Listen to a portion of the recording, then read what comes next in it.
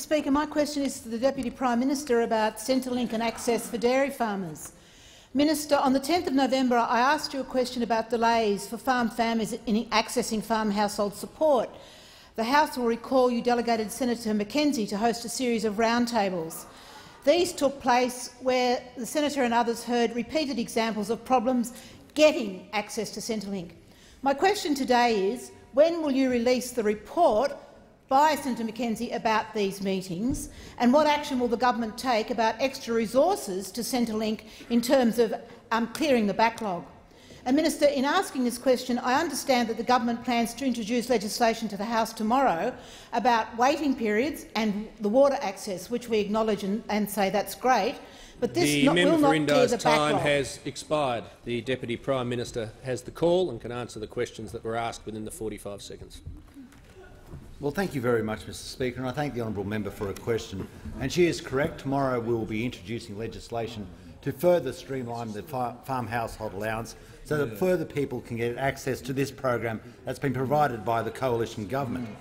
To date, we've got 129 extra Victorian farmers are on Farm Household Allowance. That brings to 495 in total as of the 3rd of February 2017. 100 Victorian farmers have been approved $53.2 million in concessional loans. What we've done through this program is through Tangambalanga, through Congupna,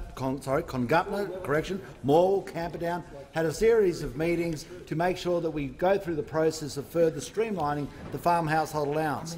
These meetings, apart from the member for Indi, were also attended by further members in this House, and Minister Chester, Minister Tehan and Damien Drum was also in attendance at these meetings.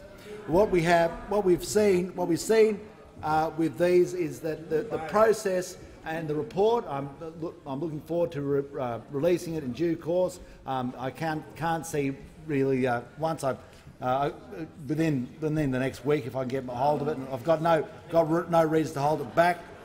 What we have seen also is that in a range of areas within the dairy industry have been brought to our attention. Currently, the dairy price has undergone a step up. At the peak of the crisis, milk solids were at $4.31. They have now gone up for Murray Goulburn to $4.95, and we have reports back for those who have access to water, which is cheap, and also grain, that we actually have people making money now, which is good. And actually, as they have stated to me, they'll actually be paying tax this year. What's surprising, I'm sure the member for Indi would be surprised about this, is that when the price was $4.31, we instigated a rescue package. Under the Labor Party, back in 2009, the price went down to $3.60, and they didn't do a single thing. So at $4.31, we instigated a rescue package. At $3.60, the Labor Party didn't give a toss about the dairy farmers of Victoria. And it's the same as we speak at the moment, because one of the largest inputs for dairy farmers is the price of electricity.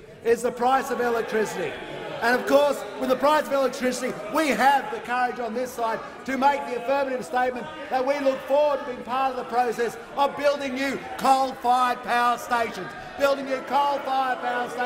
to get cheaper, more affordable electricity to people. But of course, the Labor Party doesn't believe in that. Deputy Prime Minister will resume his seat. Deputy Prime Minister resume his seat. The member for